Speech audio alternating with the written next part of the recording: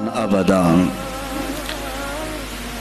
آج کی یہ محفل پاک سلطان الاولیاء سراج الاصفیاء شہنشاہ بغداد تاجدار ولایت شہباز لامکانی قندیل سبحانی محبوب سبحانی سیدنا عبد القادر جیلانی قدس اللہ سرہ الشریف کی بارگاہ میں خراج عقیدت کے لیے منعقد کی گئی ہے۔ اس دربار میں میں اپنی گفتگو سے پہلے ان کے عظیم عاشق جس کو دنیا سنیت فنا فی الغوث اور مجدد میت حاضرہ کے نام سے جانتی ہے، امام احمد رضا خان قادری فاضل بریلوی رضی اللہ تعالی عنہ کی جو خراج عقیدت پیش کی ہوئی منقبت ہے، اسی سے میں بارگاہ غوث میں اپنی گفتگو کا آغاز کرتا ہوں۔ اے سلطان الاولیاء، اے شہنشاہ بغداد، واہ کیا مرتبہ اے غوث ہے بالا تیرا، اونچے اونچوں کے سروں سے ہے قدم اعلیٰ تیرا۔ توجہ، اونچے اونچوں کے سروں سے ہے قدم اعلیٰ تیرا، ارے سر بھلا کیا کوئی جانے کہ ہے کیسا تیرا۔ اے غوث پاک، سر بھلا کیا کوئی جانے کہ ہے کیسا تیرا، اولیاء ملتے ہیں آنکھیں وہ ہے تلوہ تیرا۔ ہم تو ابھی تلوے کو ہی نہیں پہنچ سکے، تمہارے سر تک کون پہنچے ہیں۔ اولیاء ملتے ہیں آنکھیں وہ ہے تلوہ تیرا۔ وہ شہنشاہ بغداد اگر منبر پر کھڑے ہو کر کے اعلان کر دے قدمی ہادی علی رقبت کل ولی اللہ، میرا یہ پاؤں تمام اولیاء کی گردنوں پر ہے، تو پھر ہند کے خطے سے معین الدین اجمیری بھی یہ کہتے ہوں کہ بل علی رأسی و علی عینی، اے سلطان الاولیاء صرف آپ کا قدم گردن پر نہیں میرے سر پر بھی ہے۔ اور پھر اولیاء کاملین نے پکار کر کے دربار غوث میں یوں کہا تھا جب آپ نے اعلان کیا میرا یہ قدم اولیاء کی گردنوں پر ہے، جس کی گردن بنی منبر اولیاء، جس کا منبر بنی گردن اولیاء، اس قدم کی کرامت پہ لاکھوں سلام۔ انہوں نے جب اعلان کیا تو کیا اولیاء کاملین نے جواب میں کیا کہا تھا؟ جواب میں کیا کہا تھا؟ غوث پاک نے جب بغداد سے پکارا تو پورے مشرق و مغرب شمال و جنوب کے اولیاء نے یوں کہا تھا، یہ دل یہ جگر ہے، یہ آنکھیں یہ سر ہے۔ یہ دل یہ جگر ہے، یہ آنکھیں یہ سر ہے، جہاں چاہو رکھو قدم غوث اعظم۔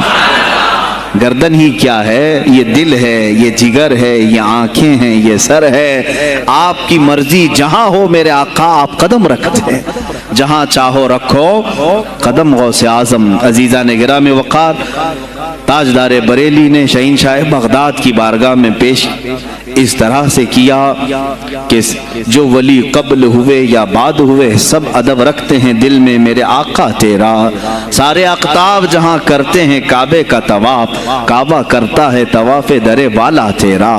اے شہنشاہ بغداد، تیری میری قسمت کی قسم کھائیں سگانے بغداد، ہند میں رہ کے بھی دیتا رہوں پہرا تیرا، ہند میں رہ کے بھی دیتا رہوں پہرا تیرا۔ سرکار بغداد کی بارگاہ میں پھر استغاثہ کرتے ہوئے اعلیٰ حضرت بریلوی رحمت اللہ تعالی علیہ یوں عرض کرتے ہیں، اے شہنشاہ بغداد، تجھ سے در، در سے سگ، اور سگ سے ہے مجھ کو نسبت، میری گردن میں بھی ہے دور کا ڈورا تیرا۔ اس نشانی کے جو سگ ہیں نہیں مارے جاتے، جس کی گردن میں قادری پٹا ہو، جس کی نسبت سلسلہ قادریہ سے ہو گئی ہو، اس کے لیے اعلیٰ حضرت بریلوی فرماتے ہیں اس نشانی کے جو سگ ہیں، ہم کتا پاک ہیں شہنشاہ بغداد کے، اس نشانی کے جو سگ ہیں نہیں مارے جاتے، حشر تک میرے گلے میں رہے پٹا تیرا۔ اور اے سننے والو، میں نے اپنے آپ کو سگ کہا، کتا کہا، تو کہیں تم اس خیال میں نہ آ جانا کہ کتا معمولی ہوتا ہے۔ آگے اعلیٰ حضرت نے اس کا بھی سوایہ کر دیا، کیا دبے جس پہ حمایت کا ہو پنجہ تیرا، کیا دبے جس پہ حمایت کا ہو پنجہ تیرا، ارے شیر کو خطرے میں لاتا نہیں کتا تیرا، شیر کی تک پرواہ نہیں کرتا غوث پاک کا کتا۔ تو میں نے اپنے آپ کو کتا کہا تو اس بھول میں نہ رہ جانا کہ کتے کو کوئی بھی مار لے جائے گا، اٹھا لے جائے گا۔ ہم نے کہا ہے دربار غوث کا کتا جو شیر کو بھی خطرے میں نہیں لاتا ہے۔ عزیزان گرامی وقار، بارگاہ غوث میں جو جھوم کر کے اشعار امام احمد رضا خان فاضل بریلوی رحمۃ اللہ تعالی علیہ نے بیان کیے ہیں، وہی ہماری گفتگو کا خلاصہ بھی ہیں۔ سرکار بغداد سیدنا عبد القادر جیلانی رضی اللہ تعالیٰ عنہ، یقیناً آپ کے ولی کامل ہونے پر تقریباً پوری امت کا اتفاق ہے۔ اتفاق کا مطلب صرف بریلویوں کا نہیں، دیوبندی بھی مانتے ہیں، اہل حدیث بھی مانتے ہیں، شیعہ بھی مانتے ہیں۔ غوث پاک رضی اللہ تعالیٰ عنہ کی ولایت سے ان میں سے کسی کا انکار نہیں۔ آج بھی بغداد میں جائیں، لنگر بٹ رہا ہوتا ہے، شیعہ بھی کھا رہے ہیں۔ غوث پاک رضی اللہ تعالیٰ عنہ کا لنگر آج بھی بٹ رہا ہے۔ بغداد کی وہ ایک ایسی بارگاہ ہے جہاں سنی اور شیعہ دونوں ہیں، دونوں تسلیم کرتے ہیں ان کی ولایت کو۔ اب رہے بات اہل حدیث کی یا دیوبند کی، ان کی کتابیں اٹھاؤ تو پتہ چل جائے گا کہ غوث پاک کے متعلق انہوں نے کیا کیا نہیں لکھا۔ پیر پیراں، میر میراں، شہنشاہ بغداد، بلکہ شیخ ابن تیمیہ جو ہر ولی کی تنقید کرتا تھا، ہر صوفی پر تان و تشنیع کرتا رہا، اس نے اپنی کتاب میں لکھ دیا کہ میرے پاس اتنی تواتر تک، تواتر کہتے ہیں اتنے لوگوں کا بیان کرنا کہ جن کا جھوٹ پر جمع ہونا محال ہو۔ شیخ ابن تیمیہ کہتا ہے میرے پاس اتنی تواتر سے کسی اور کی کرامتوں کا ذکر نہیں پہنچا جتنا شیخ عبد القادر جیلانی کا پہنچا ہے۔ الفضل لما شہید بہ الاعداء، فضیلت تو اس کی ہے جس کی دشمن بھی گواہی دے رہے ہوں۔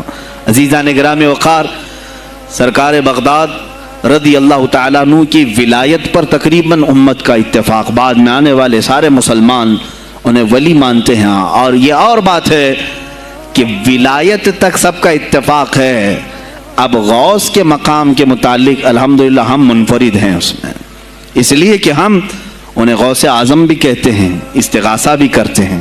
یہ ایک الگ ٹاپک ہے جہاں شرک، بدعت اور کفر کے فتوے لگتے ہیں کہ بریلوی اللہ کو چھوڑ کر اولیاء سے مانگتے ہیں، اور یہ بیویوں سے مانگ لیں تو کوئی حرج نہیں، ہاں اپنے بچوں سے مانگ لیں تو کوئی حرج نہیں، بلکہ چپراسی اور نیتاؤں سے مانگ لیں تو کوئی حرج نہیں۔ کسی صاحب نے آ کر کے مجھ سے کہا تھا آپ غوث اعظم کیوں کہتے ہیں؟ اعظم اللہ ہوتا ہے سب سے اعظم، غوث کہیں ٹھیک ہے۔ سلفی صاحب سے ہم نے کہا کہ آپ کو سرکار عبد القادر جیلانی کو غوث اعظم کہنے پر اعتراض ہے، لیکن ایک چوڑا چمار ملک کا پرائم منسٹر بن جائے تو اسے وزیر اعظم کہہ دیتے ہیں، کوئی دقت نہیں آپ کو، وہاں اعظم کہتے ہیں آپ، اعظم کہنے میں آپ کو وہاں جھجک بھی نہیں آتی، اور غوث پاک کو اعظم کہنے میں آپ کو شرم آنے لگتی ہے۔ یہ اپنے اپنے نصیبے کی بات ہے، آپ کا اعظم کوئی اور ہے، ہمارا اعظم کوئی اور ہے۔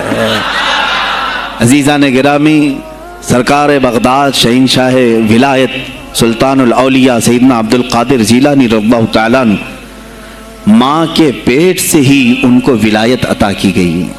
یہ وہ اولیاء میں سے ہیں جن کا پیدائشی اللہ تعالیٰ نے منتخب فرمایا ہے، بلکہ جس وقت آپ کی ولادت ہوئی یہ شعبان کا آخری دن، اور آپ کی والدہ ماجدہ کے بطن سے آپ اس عمر میں پیدا ہوئے جب عورتوں میں اولاد کی امید ختم ہو چکی ہوتی۔ آپ کی ماں کی عمر 60 سال کی تھی جب آپ پیدا ہوئے، یہ خود اپنے آپ میں ایک کرامت ہے۔ اور سرکار بغداد رضی اللہ تعالیٰ عنہ جب جیلان میں پیدا ہوئے تو آپ کا معمول تو دیکھیں، آپ کی ماں خود بتاتی ہیں دوسرے سال غالباً لوگوں کو چاند میں شک ہو گیا، 29 کا چاند نظر آیا کہ نہیں آیا، بعض کہنے لگے ہو گیا ہوگا، بعض کہنے لگے نہیں ہوا ہوگا، تو یوم الشک کہتے ہیں، یعنی 30واں جو شعبان کا ہوتا ہے، وہ ایک رمضان بھی ہو سکتا ہے، 30 شعبان بھی۔ تو لوگ آئے حضرت فاطمہ ام الخیر کے پاس جو غوث پاک کی ماں ہے، پوچھا کہ کل کا چاند ہوا کہ نہیں ہوا، ہمیں شک ہو گیا ہے۔ آپ نے کہا چاند ہو گیا ہے اور رمضان شروع ہو چکا ہے۔ کہا کیسے؟ کہا صبح سے میرا بیٹا عبد القادر دودھ کو منہ نہیں لگایا ہے، اور میرے بیٹے کا یہ معمول ہے پچھلے رمضان سے ہی، جس وقت غوث پاک پیدا ہوئے رمضان شروع تھا۔ ان کی ماں کہتی ہیں सहरी से लेकर इफ्तार तक गौसे पाक अपनी माँ का दूध नहीं पीते थे। ये बचपने में माँ की गोद में रोजे का आपके ऊपर कोई मुकल्लफ नहीं थे, आप अहकाम शरीयत अभी आपके ऊपर लागू नहीं थे, लेकिन अल्लाह का एक वली आता है तो वो निज़ाम खुदा कायम करने के लिए आता है। आज मैं इसी पर गुफ्तगू करना चाहूँगा। अल्लाह के औलिया ज़ाहिर क्यों हुए दुनिया में और क्यों आते हैं? इनका सबसे बड़ा मकसद दुनिया में आने का, जलवाबार होने का, वो ये होता है कि निज़ाम खुदाबंदी को ज़मीन पर कायम करें। जिसकी कायनात है उसी की बात यहाँ पर कायम होनी चाहिए। अब ये बातें वक्त के साथ गुजरती जाती हैं और लोग भूल जाते हैं। आप सबको फिर मैं याद दिला दूं, मेरे अजीज, मैंने भी और आपने भी अल्लाह से एक वादा किया है। हमारी रूहों ने अल्लाह से वादा किया है। जब अल्लाह ताला ने हमें पैदा भी नहीं किया था, उस वक्त हमारी रूहों को बुलाकर उसने एक वादा लिया, अलस्तु बिरब्बिकुम, क्या मैं तुम्हारा रब नहीं हूं? मैं तुम्हारा मालिक और खालिक नहीं हूं? तो सब की रूहों ने कहा था, कालू बला व रब्बिना, क्यों नहीं मौला, तू ही तो हमारा रब है। रब ताला ने फरमाया, क्या तुम इसी वादे पर बरकरार रहोगे दुनिया में जाने के बाद? सबने कहा था, हम वादा करते हैं मौला, इसी पर बाकी रहेंगे। यहां आने के बाद कितने वो लोग हैं जो उसकी रुबूबियत का इकरार करते हुए इस कायनात में सिर्फ उसके गुण गाते हैं। कुफार और मुशरिकीन तो वादा खिलाफ हैं, तोड़ दिए, उन्होंने अल्लाह के अलावा किसी और को खुदा बना लिया। लेकिन तुमने अल्लाह अकबर तो कहा, जुबान से तो तुमने तस्लीम किया, लेकिन तुम्हारा रहन सहन ये बताता है कि तुम्हारा मालिक कोई और है। किसी और को राजी करने में लगे हुए हो, किसी और की दरियोजागिरी कर रहे हो, किसी और की खुशामदी में खड़े हुए हो। दरबारों के आस्थानों के दरवाजों पर तुम्हारा खड़ा होना घंटों पर किसी को राजी करने के लिए, ये तुम्हारा अमल बताता है कि तुमने रब्बे आला को अकबर नहीं समझा। वादा तो तुम्हारी रूहों ने किया था कि तेरे सिवा किसी को हम हाकिम नहीं तस्लीम करेंगे। हाकिम आला सिर्फ अल्लाह है। औलिया कामिलीन यही बात याद दिलाने के लिए आते हैं, फिर तुम्हें ये याद दिलाने के लिए आते हैं। और जिस शान से वो दुनिया में आते हैं, बचपन से ही उनके हालात ऐसे होते हैं कि शरीयत ताहिरा की पाबंदी उनके हर कौल और अमल में नजर आती है, हर कौल और अमल में। इसलिए कि हम जिसकी जमीन पर हैं और जिसकी आसमान के नीचे हैं, बात होगी तो सिर्फ उसी की होगी, बात होगी तो सिर्फ उसी की होगी। मुझे एक बात याद आती है, सरकार मुफ्ती आजम हिंद रहमतुल्लाह ताला अलैह, आपके सामने कोई साहब तकरीर कर रहे थे, ये जमीन सबकी है, उनकी भी है, इनकी भी है, इनकी भी। आपने कहा चुप रहो, जमीन अल्लाह की है और सिर्फ अल्लाह का नाम हो। ये सब की हिम्मत नहीं बोलने की। जमीन अल्लाह की है और अल्लाह ही का, यहां पर अल्लाह ही की बोली बोली जाए, उसी के लिए ज़ेब देता है। जिसके घर में रह रहे हो उसी की बात करो। अजीज़ा ने गिरामी वक़ार, सरकार बगदाद, उनकी करामात अपनी जगह पर, लेकिन उनकी ज़िंदगी के कुछ अहम गोशे में लेकर आज हाजिर हूँ। आज हमारे हालात के एतबार से भी ज़रूरत है इसकी। जब आप परवान चढ़ते रहे अपनी माँ की गोद में, बहुत जल्दी आपके वालिद गिरामी का इंतकाल हो गया। आपसे खुद पूछा गया था गौसे पाक से, आपकी जवानी में या जब आपका शोहरा बगदाद में बहुत हो गया तब पूछा गया था, आपको अपने वली होने का एहसास कब हुआ? गौसे पाक से ही पूछा गया था, आपको कब पता चला अल्लाह ने आपको विलायत का ये मकाम अता किया? आप फरमाते हैं, जब मैं 10 साल का था, मदरसे जाता था तो गैब से एक आवाज आती थी, इफ्सहू फिल मजालिस लिवलियिल्लाह। गैब से आवाज आती थी, ऐ लोगों मजलिस में जगह छोड़ दो, अल्लाह का वली आ रहा है। ये आवाज सिर्फ मैं नहीं, मेरे उस्ताद भी सुनते, वहां बैठे शागिर्द भी सुनते और सब खड़े होते थे, जगह देते थे। गौसे पाक फरमाते हैं, जब हर बार मुझे ये आवाज आने लगी तब मुझे एहसास हुआ कि अल्लाह ताला ने मुझे विलायत का ताज पहनाया है। फिर आपको लहू व लाइब में, खेल कूद में नहीं रखा गया। फरमाते एक बार मैं सिर्फ एक गाय की पूंछ पकड़ने की कोशिश कर रहा था, गाय पलट गई, फसी अरबी में कहने लगी, अलिहादा खुलित अम बिहादा उमिरत या अब्दुल कादिर, اے عبد القادر کیا تجھے اسی کام کے لیے پیدا کیا گیا یا تجھے اللہ نے اس کام کا حکم دیا کہ میری پونچھ پکڑے؟ غوث پاک فرماتے ہیں میں چونک گیا کہ ایک جانور مجھ سے عربی میں بات کر رہا ہے۔ اور اس کے بعد وہ گائے خود کہنے لگی اے عبد القادر تجھے اللہ نے اپنی مخلوق کے لیے بنایا ہے، اپنے بندوں کو راہ راست پر لانے کے لیے۔ غوث پاک فرماتے ہیں اس کے بعد زندگی میں کبھی کھیل کود کی خواہش بھی نہیں آئی، کھیل کود کی خواہش بھی نہیں آئی، کبھی تصور بھی نہیں کیا۔ اور جب آپ جیلان سے نکل کر بغداد آئے، بغداد کے جو حالات تھے وہ آپ نے بہت قریب سے مشاہدہ کیا۔ میرے عزیزو آج کے جو حالات ہیں نا، آج کے جو حالات میں نے پڑھا اس سے بھی زیادہ ڈینجر حالات اس زمانے کے تھے۔ آج لوگ حالات کی شکایت کرتے ہیں، بہت سارے علماء مولانا ہم سے کہتے ہیں حالات اب صحیح نہیں ہیں، ویسے نہیں ہے پہلے۔ میں تمہیں غوث پاک کے حالات بتاتا ہوں، اس وقت سیاسی حالات کیا تھے۔ اس وقت سیاسی حالات اتنے خطرناک ہو چکے تھے، بغداد میں شیعوں نے اپنا گڑھ جمایا تھا، یہاں تک کہ ہر عالم پر، ہر واعظ پر، ہر امام مسجد پر پابندی تھی۔ سیدنا ابو بکر صدیق اور حضرت عمر کا کوئی نام نہیں لے سکتا تھا، کوڑے مارے جاتے تھے۔ شیخین کا اگر کسی نے نام لے لیا کسی عالم نے، کوڑے مارے جاتے تھے۔ خلیفہ واثق باللہ تک یہ تاریخ چلی بغداد میں، اور سلطنتیں ٹوٹ چکی تھی۔ سیاسی حالات اس قدر خراب ہو چکے تھے، چھوٹی چھوٹی ٹکڑیوں میں بٹ چکے تھے مسلمان۔ مصر کی طرف دیکھیں تو فاطمی حکومت قائم ہو گئی تھی، وہ اپنے آپ کو فاطمی کہہ رہے تھے۔ بغداد میں عباسی خاندان حکومت کر رہا تھا، اور وہ بھی سمٹ کر کے صرف بغداد کے اطراف رہ گئی بس۔ پھر ترکی کی طرف دیکھیں تو سلجوقی خاندان تھا، ایک ایک ٹکڑا حکومت کر رہا تھا، اور یہی آپس میں دست بگریباں تھے، ایک دوسرے سے لڑ رہے تھے۔ اور پھر پلس اس پر ایسا کہ بازنطینی جو عیسائی تھے، صلیبی تھے، ان سلطنتوں کو آپس میں لڑا کر کے اس قدر شدت پیدا کر چکے تھے کہ بغداد والا مصر نہیں جا سکے، مصر والا ترکی نہ آ سکے۔ پھر ادھر بخارا، سمرقند، نیشاپور، یہ جو رشیا میں ہیں آج، ازبکستان وغیرہ میں، یہاں الگ ایک سلطنت قائم تھی، اور ہند میں الگ کفرستان تھا۔ سب جگہ الگ الگ حالات تھے، اور مسلمانوں کے لیے اس زمانے میں ایسے حالات ہو گئے جیسے لاک ڈاؤن ابھی کا سیم۔ میں آپ کو بتا دوں سچویشن، لاک ڈاؤن میں کیا ہوا تھا معلوم ہے؟ یہ ہمارے طلبہ دیکھیں 8 مہینے سے بیٹھے ہوئے ہیں، مدارس میں نہیں گئے، حفظ قرآن کر رہے تھے، عالم دین بن رہے تھے، مدرسے بند ہیں نا، گھروں میں بیٹھے کچھ تو آوارہ گردی کر رہے ہیں۔ اسی طرح کالج کے بچے بھی، اسکول کے بچے بھی سب چھوٹے ہوئے ہیں لاک ڈاؤن کی وجہ سے۔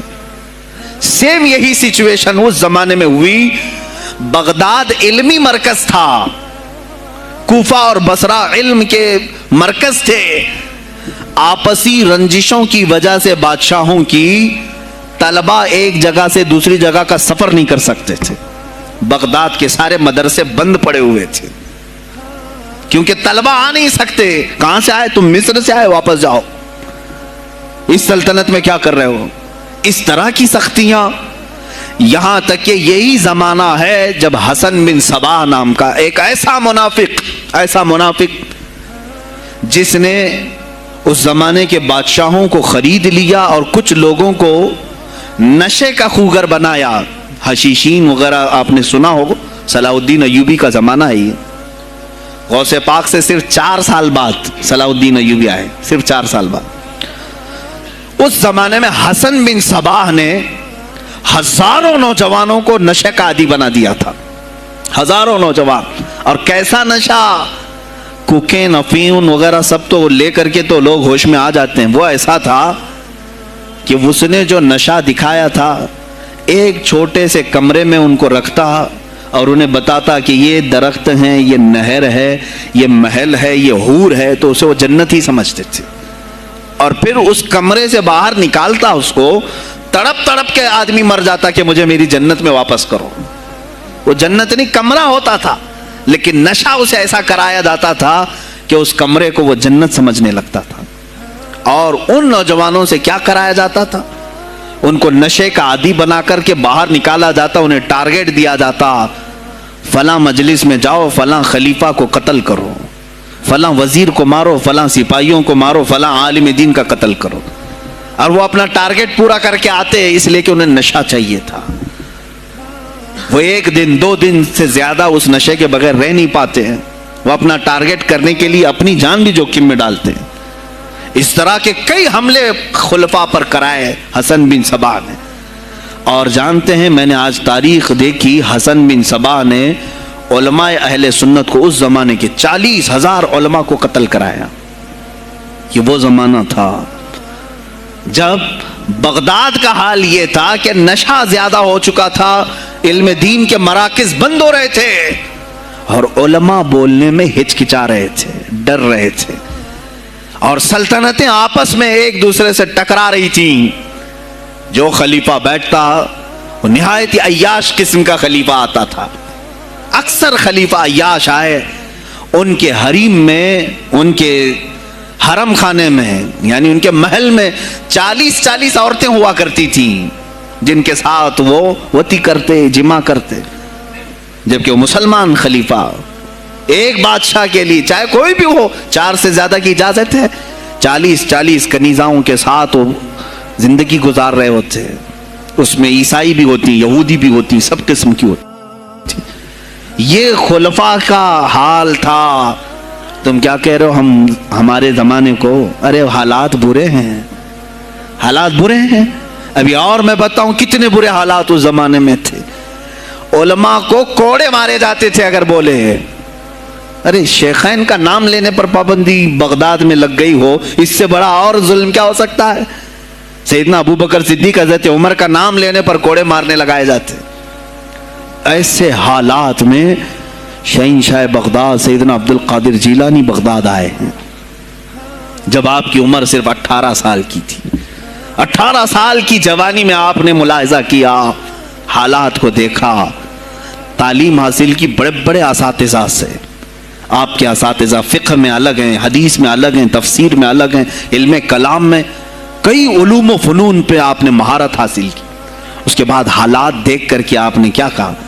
یہ اب یہاں سے میں ہر ایک عالم دین کے لیے بشمول من میرے لیے نصیحت سمجھتا ہوں، غور سے سن لیں۔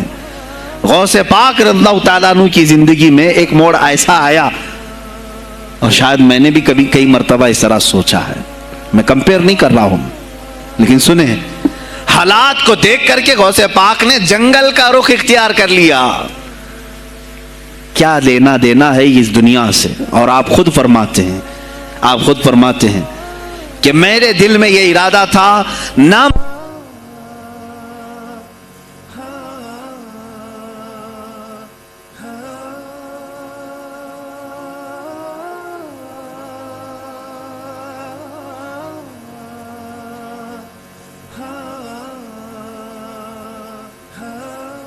ہیں، میرا ارادہ ہوا جنگل میں ایسی جگہ رہوں کہ نہ مجھے مخلوق دیکھے اور نہ میں مخلوق کو دیکھوں، عبادت میں ایسے مصروف ہو جاؤں۔ جنگلوں میں آپ عبادت کرتے رہے، لیکن فرماتے ہیں مجھے غیب سے آواز آئی اللہ رب العزت کی طرف سے، کہا اے بندے قادر، آپ کا نام ہی عبد القادر ہے، اے قادر کے بندے، تجھے اللہ نے جنگلوں کے لیے نہیں بنایا، امت مصطفیٰ کی رہنمائی کر، خلق خدا تجھ سے نفع حاصل کرے، واپس آ جا۔ غوث پاک فرماتے ہیں میرا ارادہ تو تھا کہ میں اپنی زندگی اللہ کی یاد میں فنا کر دوں، لیکن میں شہر صرف اس لیے واپس آیا کہ جنگل میں صرف میری اصلاح ہو سکتی ہے، شہر میں پوری امت کی اصلاح ہو سکتی ہے۔ علماء کے لیے یہی آج نصیحت ہے، تم چاہے تو گدی نشین بن جاؤ، سجادہ نشین بن جاؤ، جھولی نشین بن جاؤ، جنگل نشین بن جاؤ، ہو سکتا ہے تمہارے اپنے فائدے کے لیے تم سوچ سکتے ہو۔ میں نے ابھی یہ کہا، میرے دل میں ارادہ تھا کہ گوشہ نشین ہو کر کے اپنی عبادت کریں، اپنی آخرت کی فکر کریں، نہیں، علماء کو اللہ تعالیٰ نے علم عطا کیا ہے امت مصطفیٰ کی رہنمائی کے لیے، یہ امانت ہے، چاہیں تو بھی چھپ نہ سکیں۔ عزیزان گرامی وقار، غوث پاک رضی اللہ تعالیٰ عنہ واپس بغداد آئے. اچھا وہ اتنی عبادتوں کے عرصے میں جانتے ہیں کہاں کہاں کا سفر نہیں کیا انہوں نے؟ جنگلوں کا سفر، صحراؤں کا سفر، بیابانوں کا سفر، یہاں تک کہ سری لنکا کی سرزمین تک پہنچے، ملتان تک آئے. یہ تاریخ کی کتابیں بتاتی ہیں آپ نے پیدل یہ سارے سفر کیے. پھر واپس اسی بغداد آئے جہاں کے حالات بڑے ہی کشیدہ تھے، اور خلفائے وقت کے خلاف زبان کھولنا یہ آگ سے کھیلنے کے برابر تھا، آگ سے کھیلنے کے برابر تھا. اور سب سے بڑا مسئلہ تو غوث پاک کے لیے یہ تھا کہ آپ بغداد کے نہیں تھے، عراق کے نہیں تھے، آپ جیلان سے آئے تھے. جیلان ایران میں ہے. اس زمانے میں طبرستان ایک صوبہ تھا، طبرستان کا ایک شہر جیلان تھا. جیلان سے آئے ہوئے تھے بغداد میں. آپ کی زبان فارسی تھی. فارسی زبان کا ایک طالب علم بغداد میں آیا ہے، اور بغداد پورا عربیوں کا ہے، فصیح عربی بولنے والے لوگ، اور نہایت ہی عیاشی میں پڑے ان کی اصلاح کیسے کریں. دل میں بار بار یہ احساس ہوتا. غوث پاک فرماتے میری زبان فارسی تھی اور ان کی زبان عربی ہے، میں ان سے خطاب کیسے کروں، ان کو اصلاح کے راستے پر کیسے لاؤں. بار بار سوچتے تھے، لیکن دل میں ایک درد ہوتا تھا کہ امت مصطفیٰ کو اس حال میں نہیں چھوڑنا چاہتا. ایک دن ایک مسجد میں غمگین حالت میں سوئے. ظہر کا وقت تھا، نماز پڑھ کر کے آپ آرام کر رہے ہیں، اور جیسی آنکھ بند ہوئی سرور کائنات صلی اللہ علیہ وسلم تشریف لائے. پوچھا عبد القادر کیوں غمگین ہے میرے بیٹے؟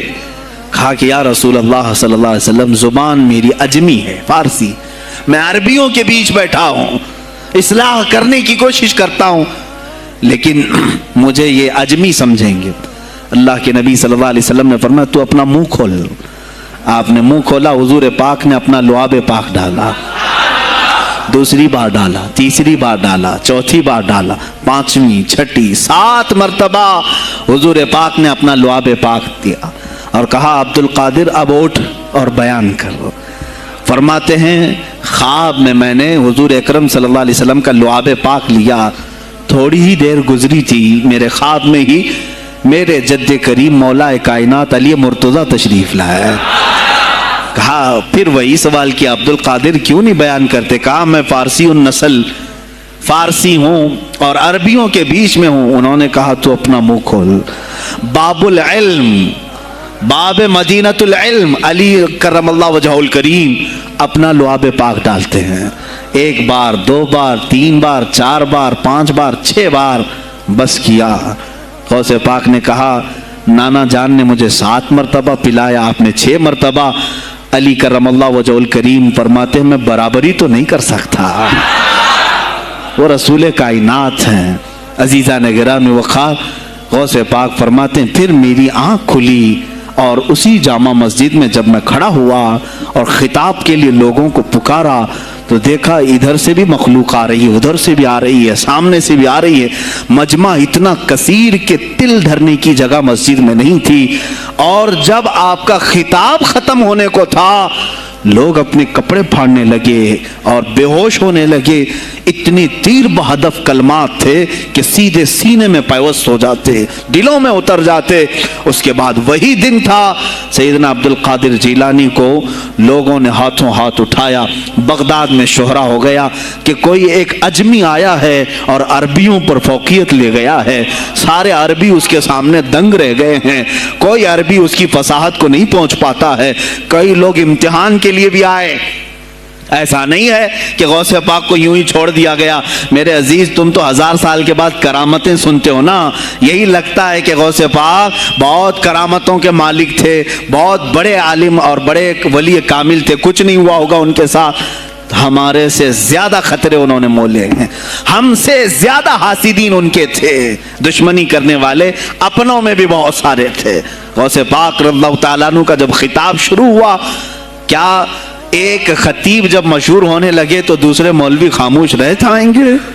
حسد کی چنگاری بھڑکتی ہے وہ غوث پاک کے خلاف بھی بھڑکی. اور بغداد میں جب یہ شورا ہونے لگا تو کئی علماء اس وقت کے جو بڑے بڑے پائے کے عالم ہیں، ان کی کتابیں آج بھی موجود ہیں، میں نام تذکرے نہیں کر رہا، لیکن انہوں نے ٹیسٹ لینے کی غرض سے، امتحان لینے کی غرض سے کئی لوگوں کو سوالات بھیجے.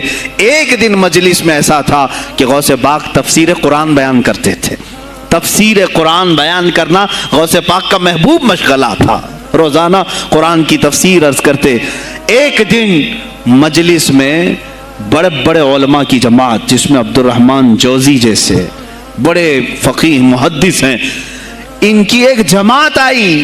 قرآن کی جو آیت کی تفسیر وہ کر رہے تھے، اس تفسیر کو کئی کتابوں سے انہوں نے اخذ کیا اور لے کر کے آئے. مجمع میں بیٹھے غوث پاک نے تفسیر شروع کی. ایک آیت کی کتنی تفسیریں ہو سکتی ہیں، کتنی تفسیریں ہو سکتی ہیں. ایک تفسیر بیان کیا، اس کے بعد کہا اس آیت کی ایک دوسری تفسیر یہ ہے. پھر تھوڑی دیر کے بعد غوث پاک نے فرمایا اس کی ایک تیسری تفسیر یہ ہے.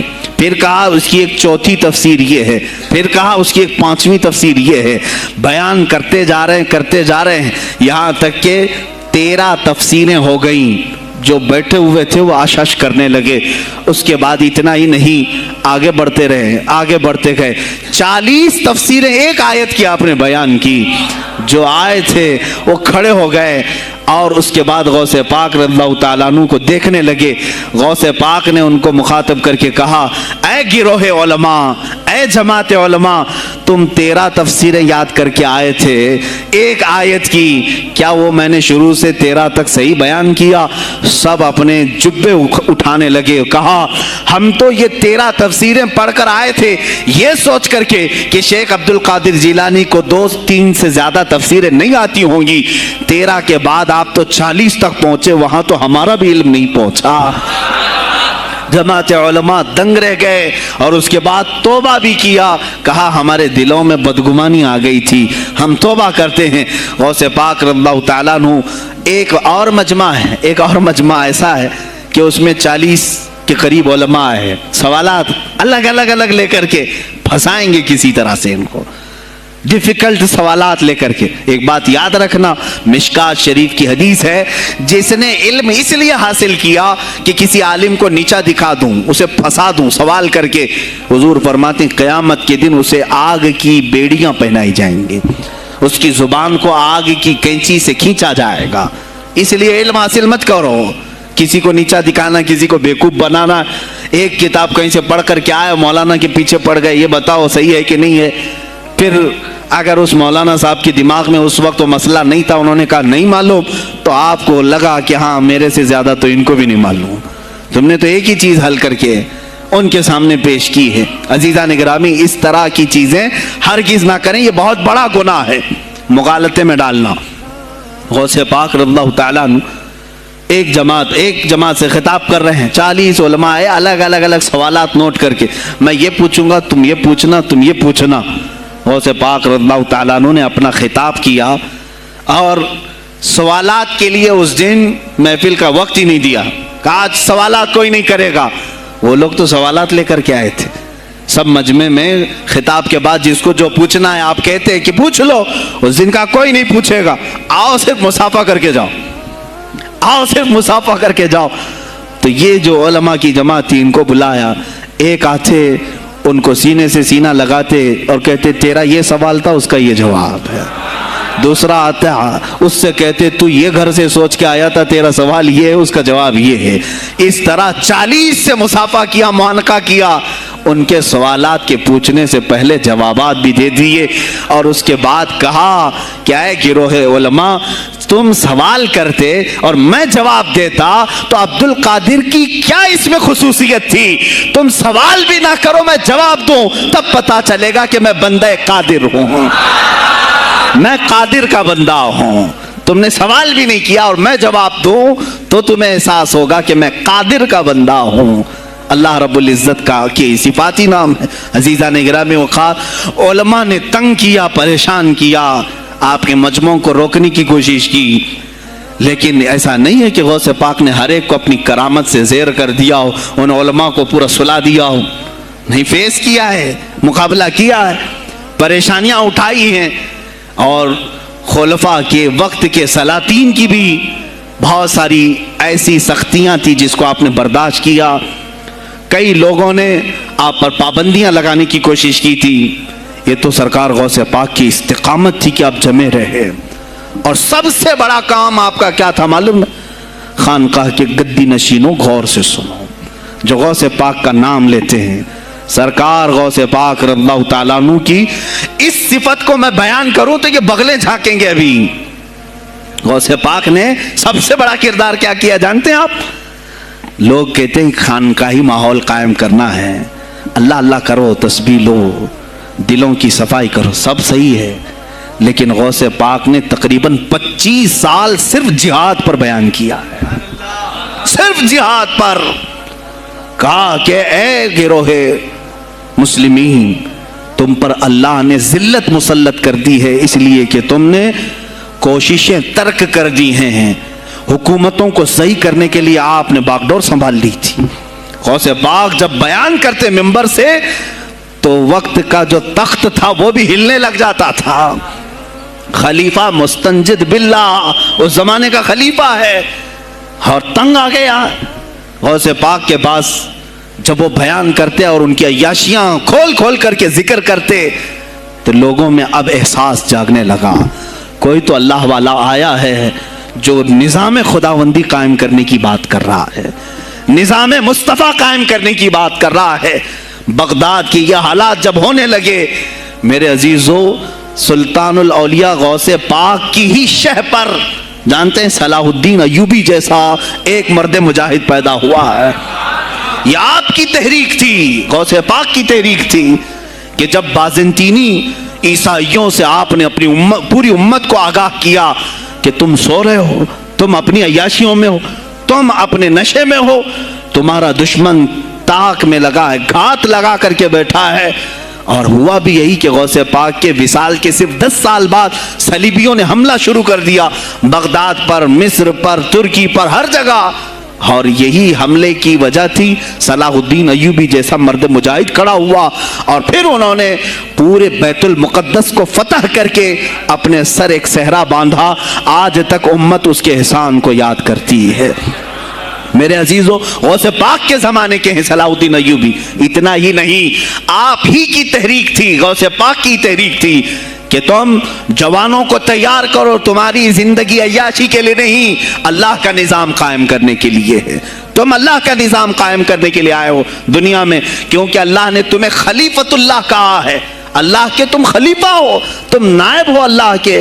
तुम यहां पर अपनी मौज मस्ती के लिए नहीं आए। अब इस जमीन पर बात होगी तो सिर्फ मेरे मौला की होगी, इस जमीन पर बात होगी मेरे मुस्तफ़ा की होगी। ये सैयदना अब्दुल कादिर जिलानी का ऐलान था। है कोई आज पीराने इस्लाम वो ऐलान करें कि आज इस जमीन पर सिर्फ हम नामों से रिसालत की बात करेंगे? कौन है?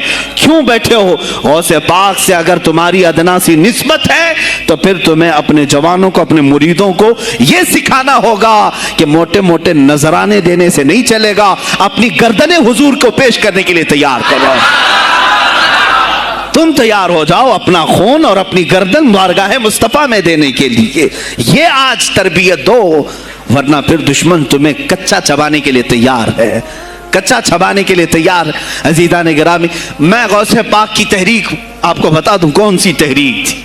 वो सलाहुद्दीन अय्यूबी जो बैतुल मुक़द्दस फतह किया, ये गौसे पाक की तहरीक है। और फिर चंद सालों के बाद पूरे आलम इस्लाम में जो खिलाफत उस्मानिया कायम हुई, गाजी अर्तगल जो आए, ये तहरीक भी गौसे आजम की पैदा की हुई थी। आपने जवानों को मुतहर्रिक किया था और फिर उम्मत का वो शऊर बेदार किया था जो उनमें मुर्दा कर चुके थे कुछ हुकूमत के कारिंदे।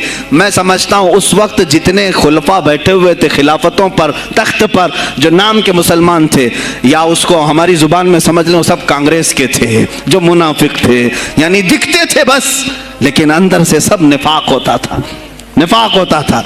हाँ, मैं साफ कहूंगा, बगदाद में भी कांग्रेस का खलीफा रहा होगा, मिस्र में भी और तुर्की में भी اور نیشاپور میں بھی اس لیے کہ مسلمانوں کے خون چوس کر کے تخت پر بیٹھ تو جاتے لیکن پوری زندگی گزر جاتی، میرے مصطفیٰ کا نام تک نہیں لیتے تھے، ان کو بٹھاتے تھے مسلمان۔ آج آپ بھی تو یہی کر رہے ہیں، یہی کر رہے ہیں۔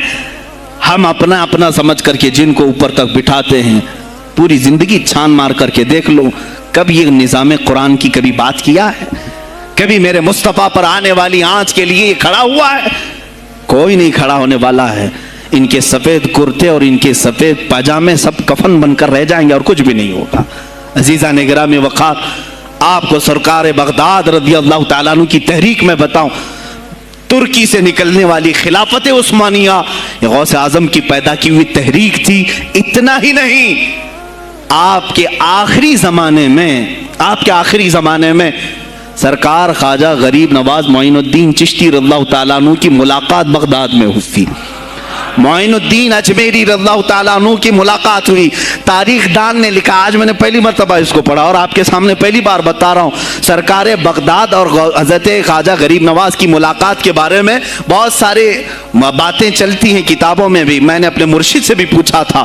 بہرحال ایک کتاب سے مجھے آج یہ بات ملی کہ سلطان الاولیاء غوث پاک نے حضرت خواجہ غریب نواز کو کیا وصیت کی تھی، کیا کہہ کر کے بھیجا تھا۔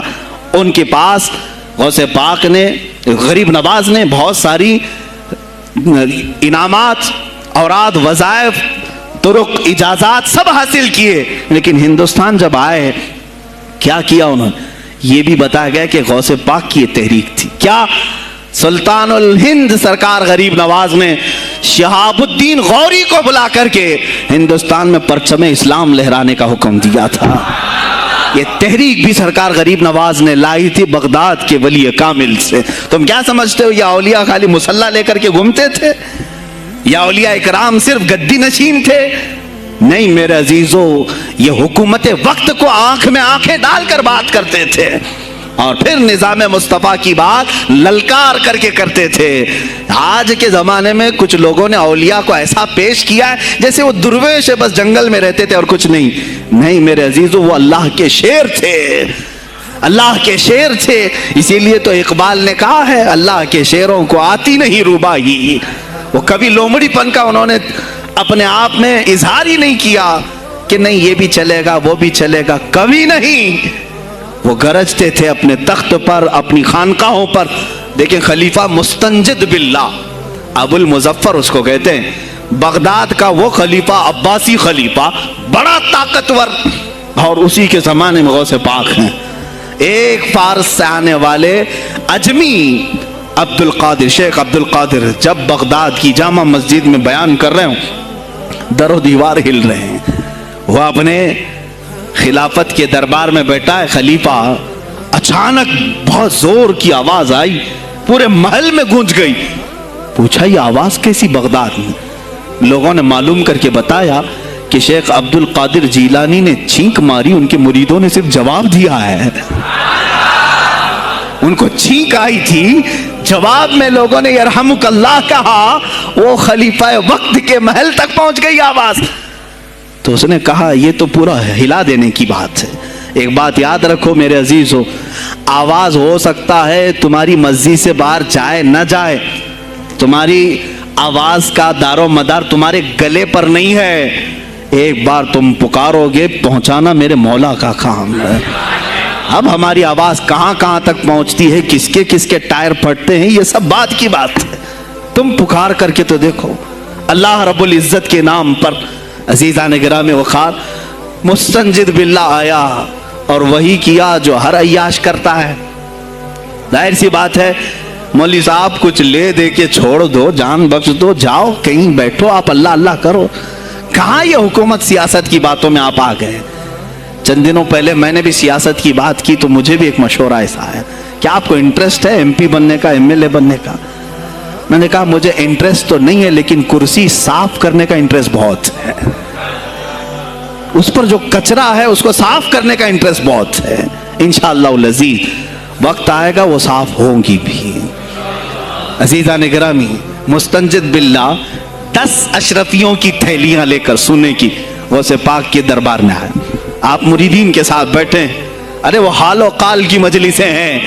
مستنجد باللہ آیا, غوث پاک کی بارگاہ میں کہا کہ حضور آپ قبول کر لیں, نذرانہ ہے. آپ نے کہا تو رکھ لے اپنا نذرانہ, تو اپنے پاس رکھ لے. کہا کہ ہدیہ قبول کرنا سنت ہے, آپ سنت کے خلاف کرتے ہیں.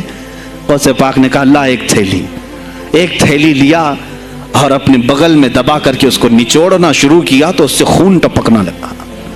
خون اتنا ٹپکنے لگا تو حاضرین مجلس دم بخود رہ گئے. خلیفہ مستنجد باللہ بھی دیکھ رہا تھا.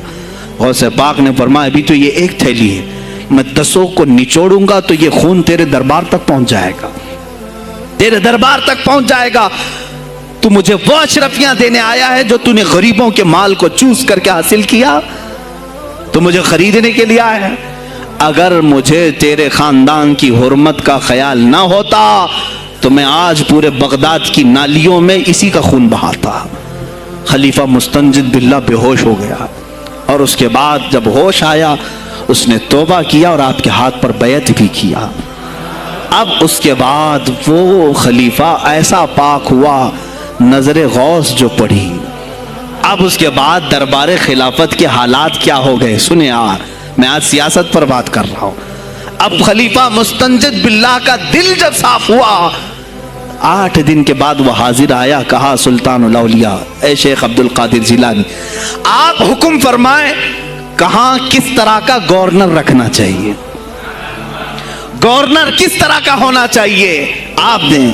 غوث پاک نے اپنے خلفاء کو حکم دیا کہ لسٹ بنائی جائے, اسلامی سلطنت میں گورنر کون ہوگا.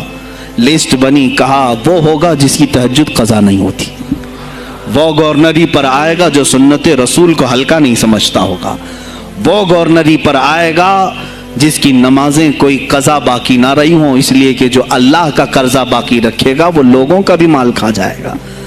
آپ نے لکھایا نام, خلیفہ مستنجد باللہ نے آپ کے اشارے پر گورنر پورے تبدیل کر دیے. ہر جگہ پر ایسے لوگوں کو رکھا جو سرکار غوث پاک کے یا تو مرید تھے یا خلیفہ تھے یا شاگرد تھے, اور ان کے دلوں میں اللہ کا خوف تھا, اور وہ پورے بغداد اور آس پاس کی سلطنتوں کو سنبھالے ہوئے تھے. ایک وقت ایسا آیا کہ وہی چند سال پہلے جو بغداد نشے میں ڈوبا ہوا تھا, 10 سالوں کے بعد لوگ کہنے لگے کہ آج بغداد ایسا لگ رہا ہے جیسے عمر بن خطاب کا زمانہ آ گیا ہو, عمر بن خطاب کا زمانہ آیا ہو.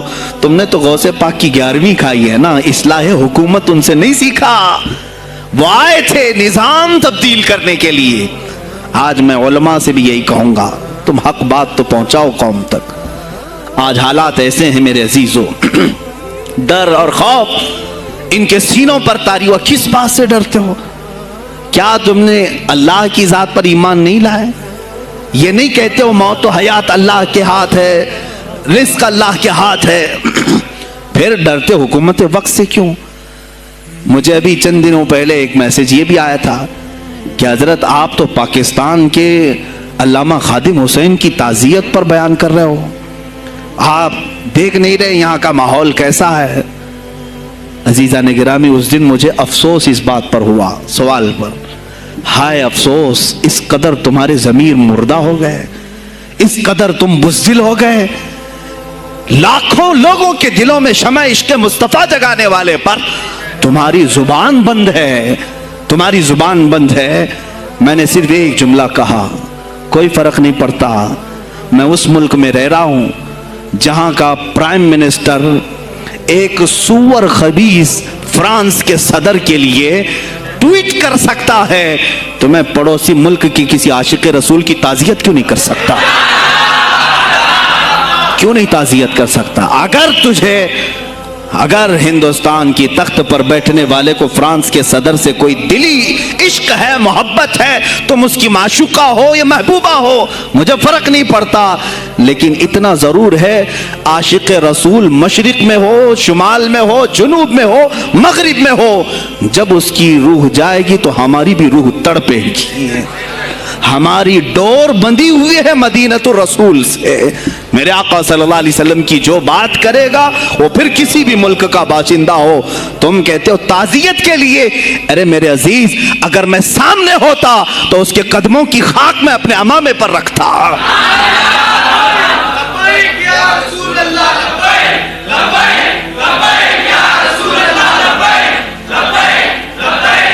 عزیزان گرامی وقار, یہ بہت خاموشی ہم نے اختیار کی, بہت خاموشی. کوئی بات نہیں, تم دیکھو گے حالات خراب ہونے کی جو شکایات آج کر رہے ہیں علماء, تم سب کے سب جاؤ گے. مجھے ابھی بچوں نے بتایا کوئی کانگریس کے لیڈر کا انتقال ہو گیا تو پیر صاحب تعزیت کے لیے باہر کھڑے ہو گئے, باہر آ گئے. ہم ان کی تعزیت کرتے ہیں. ڈوب مرو چلو بھر پانی میں, تمہاری گدی پہ ہی مر جاؤ. تمہاری زبانوں پر جب عاشق رسول کے لیے تعزیت کے الفاظ آنے میں ہچکچاہٹ آتی ہے, کون سا عشق رسول, کون سا کلمہ تم نے پڑھا ہے؟ غوث پاک کی اگر تمہارے اندر ذرا برابر بھی نسبت ہے تو میں کہوں گا میرے عزیزو, سلطان الاولیاء غوث پاک عاشق رسول ہی نہیں فنا فی الرسول تھے. میرے نبی کی بات پر اگر کوئی انگلی بھی اٹھاتا, آپ یا تو اپنی کرامت سے اس کا منہ توڑ جواب دے دیتے. کسی عیسائی نے صرف یہ کہا تھا میرے نبی عیسیٰ افضل ہے, وہ مردوں کو زندہ کرتے تھے. آپ کو جلال آیا, کہا محمد افضل نہیں ہے اس لیے کہ وہ مردے زندہ نہیں کرتے تھے. آپ اس کا ہاتھ پکڑ کر قبرستان لے گئے. میرے نبی پر بات کرتا ہے, میں تجھے زندہ کر کے دکھاتا ہوں. اپنی کرامت سے مردے کو زندہ کر کے دکھایا. اب بول کون افضل ہے, عیسیٰ افضل ہے کہ میں افضل ہوں؟ تو نے تو عیسیٰ علیہ السلام کو مردے زندہ کرتے دیکھا تو نہیں, لیکن عبد القادر کو سامنے دیکھا. غوث پاک نے کہا میں اپنا موازنہ عیسیٰ علیہ السلام سے نہیں کرتا ہرگز, لیکن یاد رکھنا میرے نبی پر اگر زبان کھولے گا تو عبد القادر اپنے قدم سے اس کو جواب دے گا. وہ جواب دیتے. آپ کی زندگی ناموس رسالت کی حفاظت کے لیے گزری ہے.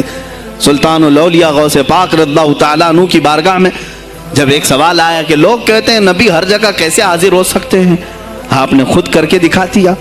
کوئی صاحب آئے, کہا ہمارے گھر دعوت ہے آپ تشریف لائیں, کہا ٹھیک ہے آتا ہوں.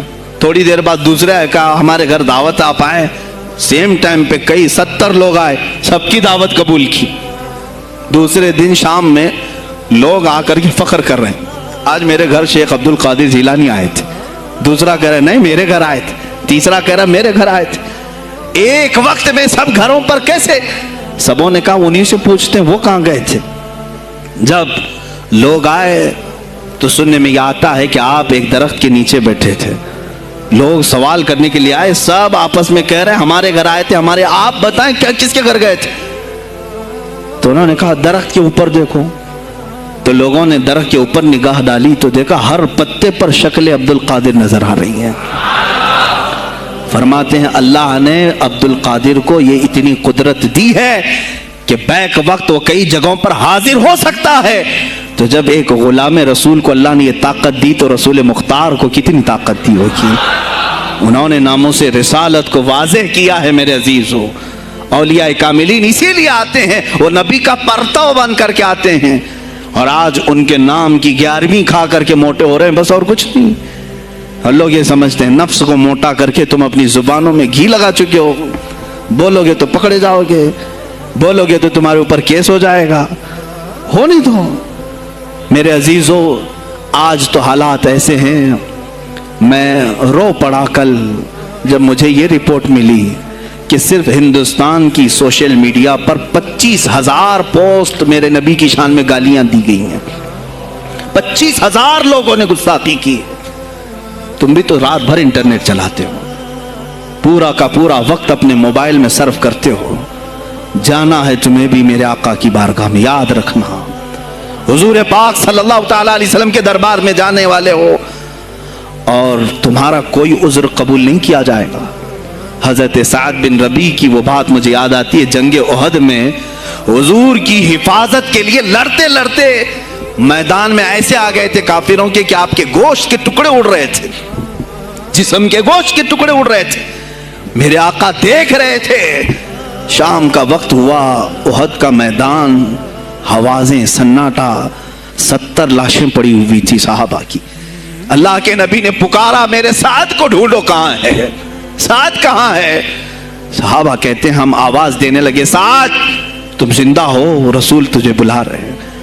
حضرت سعد بن ربی 7 لاشوں کے نیچے دبے ہوئے تھے اور سانسیں بھی چل رہی تھی، سانسیں چل رہی تھی۔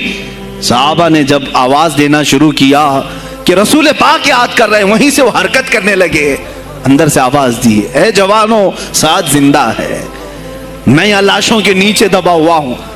ہٹائی گئی لاشیں تو دیکھا ان کے جسم میں کچھ بچا ہی نہیں تھا، کچھ نہیں تھا، سب پھٹ چکا ہے، پیٹ کو تک چاک کیا گیا ہے، سانسیں باقی۔ سعد بن ربی کہتے ہیں اے صحابہ شاید میں رسول اللہ تک نہیں پہنچ پاؤں گا، حضور اونچے ٹیلے پر بیٹھے ہوئے ہیں، شاید نہیں پہنچ پاؤں گا، میرا سلام میرے نبی تک پہنچا دینا، حضور تک پہنچا دینا۔ لیکن آنے والوں کو کیا کہا جانتے ہیں؟ میں اے جوانوں تم سب سے کہوں گا آج کے حالات میں۔ سعد ابن ابی ربی کہتے ہیں اے صحابہ میں تو جا رہا ہوں، میری آخری سانسیں ہیں، لیکن اگر تمہاری آنکھیں چمکتی رہی، تمہارے جسموں میں جان باقی رہی، اور میرے نبی پر اگر کسی نے انگلی اٹھائی اور گالی دی، میں قیامت کے دن اسے نہیں چھوڑوں گا۔ اور یاد رکھنا اللہ کی بارگاہ میں تمہارا کوئی عذر قبول نہیں کیا جائے گا اگر تمہارے جیتے جی تمہارے نبی کی ذات پر کسی نے کیچڑ اچھالا۔ حضرت سعد ربی اتنا کہہ کر کے انتقال ہو گئے، وہ حضور تک پہنچائے بھی نہیں جا سکے۔ اے میرے عزیزو، اے جوانو، تم کیا سمجھتے ہو کہ تم دنیا سے اسی طرح نکل جاؤ گے؟ قرآن میں بھی اللہ نے کہا ام حسبتم ان تدخلوا الجنت، تم یہ سوچ کر کے بیٹھے ہو کہ ہم جنت میں چلے جائیں گے؟ پیر صاحب کا دامن پکڑ لیا ہے، مجھے تو جانا ہی ہے جنت میں، پیر بخشوا دیں گے ہمیں۔ تم برس میں ایک مرتبہ 11ویں کر کے اور فاتحہ نیاز کر کے سمجھتے ہو اسلام کا حق ادا کر دیا؟ یہاں تمہارے نبی کی عظمت پر روز بروز حملے ہو رہے ہیں۔ آج کفر کھل کر کے آیا ہے سامنے، نہیں دیکھتے آپ؟ کفر کھل کر کے سامنے آیا ہے تعصب کے ساتھ، ہر شہر میں جاتے ہوئے گنڈے للکار رہے ہیں اسلام کے خلاف ہمارے ملک میں۔ اگر میں کھل کر کے آیا تو میرا کیا جرم ہے اس میں؟ میرا کیا قصور ہے اس میں؟ کیا اب بھی میں نہ بولوں؟ ہاں آج تمہارے پاس طاقت ہے، پاور ہے، جو کچھ بھی حسر اور رسوخ ہے، اس سے زیادہ کیا کرو گے کہ تم مجھے جیل میں بند کر دو گے؟ میں کل کی تفسیر میں بھی یہی کہا، ایک مولانا صاحب نے کہا کیا آپ اتنا بول رہے ہیں، آپ پر ایسے ایکٹ لگائے جائیں گے کہ زندگی بھر آپ کی ضمانت ہی نہیں ہوگی، آپ پر ایسے قانون لگائے جائیں گے کہ آپ کی زندگی بھر ضمانت ہی نہیں ہوگی۔ میرا دل یہ کہتا ہے اے لوگو، اس طرح جی کر فائدہ بھی کیا؟ ایسی آزادی کس کام کی جس میں روز اٹھتے ساتھ میرے نبی کی شان میں گستاخیاں ہم سن رہے ہوں اور حضور کو کوسا جا رہا ہوں، ہم کھاتے پیتے گھوم رہے ہوں؟ اس سے بہتر ہے کہ جیل کی کوٹری میں ہم زندگی گزار لیں، کل بارگاہ مصطفیٰ میں اٹھنے والا چہرہ تو رہے ہمارے پاس۔ اگر اللہ کے نبی صلی اللہ تعالیٰ علیہ وسلم نے سوال کر لیا پکڑ کر کے کہ تیرے زندگی میں، تیری جوانی میں مجھ پر تو لوگ رنگیلا رسول کہہ رہے تھے، تو کیا کہہ رہا تھا؟ تو کیا کہہ رہا تھا اس زمانے؟ تم کیا کہو گے؟ اے اللہ کے نبی میں مزدور تھا، میں کچھ نہیں کر سکتا تھا، میں غریب تھا، کام کاج کرتا تھا، میں کچھ نہیں کر سکتا تھا۔ یاد رکھو اس وقت میرے آقا تمہارے سامنے بلال حبشی کو لا کر کھڑا کر دیں گے۔ یہ کیا تھا بلال؟ یہ تو غلام تھا، اس کی پیٹھ پر سل رکھ کر کے پیٹھ گلا دی جاتی، تب بھی اپنی زبان پر میرا نام لینا نہیں چھوڑتا تھا۔ تم کون سی مزدوری کی شکایت لے جاؤ گے؟ بہانہ کرو گے اللہ کی بارگاہ میں، رسول کی بارگاہ میں بہانہ کرو گے؟ اے گروہ علماء، تم کو اللہ نے ممبر دیے ہیں خطابت کے لیے، اللہ نے اپنے رسول کا ممبر تمہیں دیا ہے، اس لیے نہیں کہ تم حکومت کی خوشامدی کرو، تم اپنے وقت کے طاغوتی قوتوں کی خوشامدی کرو، اس لیے نہیں، بلکہ آج تم سے قوم مصافحہ کر کے ہاتھ چومتی ہے صرف اس لیے کہ تمہاری زبان پر نام مصطفیٰ ہے۔ آج علماء کی جو عزت ہے صرف اس لیے، تمہاری پگڑیاں، تمہارے جبے دیکھ کر کے قوم عزت نہیں کرتی، صرف اس لیے ان کے دلوں میں تم مچلتے ہو کہ تم مصطفیٰ کریم کی باتیں کرتے ہو۔ علماء کو جاننا چاہیے کہ تمہاری عزت نبی سے وابستہ ہے۔ آبرو ماذا نام مصطفیٰ است، ہماری آبرو، اقبال نے کہا تھا، ہماری آبرو نام مصطفیٰ سے وابستہ ہے۔ اگر اسی نام کو کسی نے چھیڑا تو پھر ہمارا جی کر مطلب کیا ہے؟ ہم کس کام کے؟ میں ایک مثال سے سمجھاتا ہوں۔ मस्जिद है, दीवार के पेंट को अगर किसी ने खुरच लिया तो हो सकता है माफ कर दें, हम उसको छोड़ दें। किसी ने लकीर निकाल दी दीवार पर, हम छोड़ दें उसको। लेकिन मियां वो हमारे सामने आकर पिल्लर हिलाने लग गया और मस्जिद का ये पिल्लर तोड़ने लग गया, खामोश बैठोगे? और अगर तुम खामोश बैठे तो इसका अंजाम क्या होगा?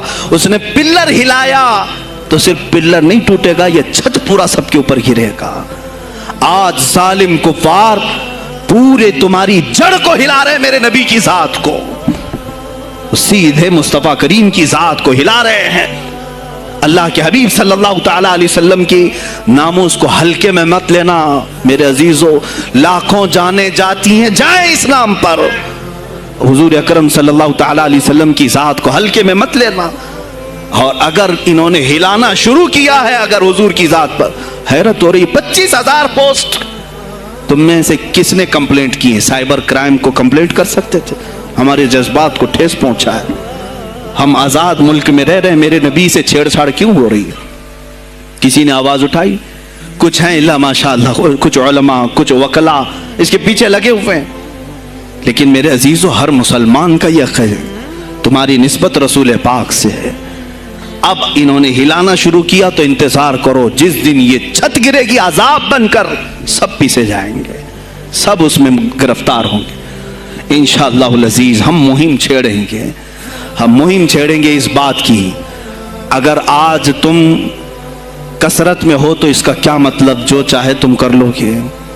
हम इतने गए गुजरे तो नहीं हैं कि हमारे नबी के ऊपर भी तुम चले जाओ। हाँ, हमें रौंद दिया, हमें मार दिया, हमें कत्ल कर दिया, सब बर्दाश्त कर लिया, लेकिन अब इससे आगे नहीं बर्दाश्त करेंगे इंशाअल्लाहुल अजीज। मैं आवाज़ देता हूँ इसी मिंबर से, ए गिरोह उलमा, ए जमात सूफिया, ए खानकाह के गद्दी नशीनो, बाहर आओ। आओ हुकूमत वक्त से एक मुतालबा ये करो, ए हुकूमत वक्त के तख्त पर बैठने वालों, हमारे हिंद में पार्लियामेंट में भी ऐसा कानून पास करो कि कोई मेरे नबी की जात पर भौंके तो उसे मौत की सजा हो जाए। हम ये चाहते हैं। अगर इस कानून को तुम्हें लाने में कुछ जिंदगियों की जरूरत है तो ये फकीर हाजिर है और मेरे साथ भी कुछ तुम्हारे लिए हाजिर होंगे। ले लो हमारी जाने और एक कानून ऐसा बना दो ताकि कयामत तक फिर यहां पर कोई ना भौंके मेरे नबी की जात पर। तुम कानून सिर्फ मेरे नबी के लिए नहीं, तुम अपने देवी देवताओं के लिए बनाओ, शांति से रहो। हमने कभी तुम्हारे खिलाफ भौंका नहीं है, हमने कभी देवी देवताओं को छेड़ा नहीं है, इसलिए कि इस्लाम इसकी इजाजत नहीं देता। हम गाली नहीं देते, हम इस्लाम की हक्कानियत से बयान करते हैं। लेकिन खामोश रहने की यह सजा हमें दी जा रही है कि हमें गालियां देते देते ये अब हमारे नबी तक पहुंच गए, हमारी माँ आयशा सिद्दीका तक पहुंच गए और हमारे तमाम अकाबिरीन असलाफ तक पहुंच गए। और 25 करोड़ की तादाद में खामोशी ये अच्छी नहीं है मेरे अजीजों, अच्छी नहीं है। आज अफसोस इसी बात का है जिनको अल्लाह ताला ने अपने नबी की नियाबत अता की है, वो नायब रसूल है या किसी खानकाह के गद्दे नशीन हैं। तुम ये मत समझ लेना कि तुम्हारे आबा व अजदाद कमाल के थे, बुजुर्गान दीन थे, तुम छूटे जाओगे। नहीं, सवाल तो होगा, तुम्हें सवाल होगा, मुझसे भी होगा। मैं ये नहीं कह रहा हूं कि मैं कोई अलग हूं, सवाल होगा। आओ सर जोड़ करके हम इस सिलसिले में कोशिश करें। गौसे पाक रज़ी अल्लाह ताला अन्हु का यही मैसेज था। हिंदुस्तान में शिहाबुद्दीन गौरी ने जो परचम इस्लाम लहराया, वह आज तक उसकी देन है कि मुसलमान जिंदा हैं, यहाँ मुसलमान बाकी। पूरी दुनिया में निजाम को सही करने के लिए आवाज उठाना, यह भी औलिया कामिलीन की बात है, उनकी सिफात है। सिर्फ अपनी खानकाह में अल्लाह अल्लाह और जिक्र कराना ही उनका काम नहीं था, वो दिलों को तो धुलते ही थे, लेकिन जो निजाम संभाल रहा होता उसकी बागडोर को भी धुलते थे, उसकी भी सफाई करते थे। तो अल्लाह का डर रखने वाला कुर्सियों पर आए, जो किसी का खून चूसने वाला ना आए। अजीजा निगरामी वक़ार, अपने सियासी शऊर को भी बेदार करो, सियासत को समझो। तुम कब तक इस्तेमाल होते रहोगे? अब इसमें उलमा को भी आना चाहिए कि इनके सियासी शऊर को बेदार करें।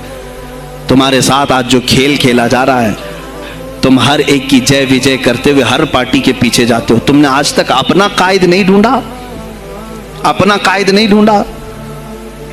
اور ان کو دیکھو، وہ کہتے ہیں کہ اگر پیٹرول 200 لیٹر بھی ہو جائے تو ہمارے قائد تو یہی ہیں، اس لیے کہ ہمارا ہم مذہب ہے، وہ ہمارے مذہب کی بات کرتا ہے۔ تمہارا کون ہے میرے عزیز؟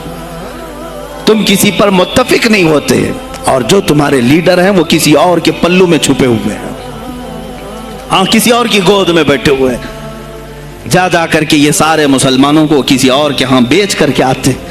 یہ سیاسی شعور بیدار کرو۔ مجھے معلوم ہے میری یہ باتوں کا سب سے زیادہ ایکشن کون لے گا، مجھے معلوم ہے سب سے زیادہ کس کو کھلبلی مچے گی، وہ بھی مجھے معلوم ہے، اسی لیے کہ میں ان سیکولر پارٹیوں کے بارے میں بول رہا ہوں جو چہرہ سیکولر بتا کر کے ہم آپ سب کے ووٹ لے کر کے چلے جاتے ہیں، اور پھر مجھے بتاؤ جن کو تم اپنا مسیحا سمجھ کر کے ان کے پیچھے جے جے کرتے گھومتے رہتے ہو، تمہارے مذہب پر آج کیا حملے نہیں ہوئے ہیں، کیا نہیں ہوئے؟ کشمیر آج تک جل رہا ہے، کہاں یہ کانگریس کیوں نہیں بات کرتی ہے جو پورے مسلمانوں کی مسیحا ہے؟ کہاں ہے وہ سماجوادی، وہ بی ایس پی، فلاں فلاں فلاں جو پارٹیاں جن میں سب مسلمان جاتے ہیں؟ کیا ان کو اتنا بھی شعور نہیں کہ وہ پارلیمنٹ میں اس کے خلاف بات کریں، کہیں کہ یہ مسلمانوں کے ساتھ ظلم ہو رہا ہے، ہم ان کے ووٹ لیتے ہیں؟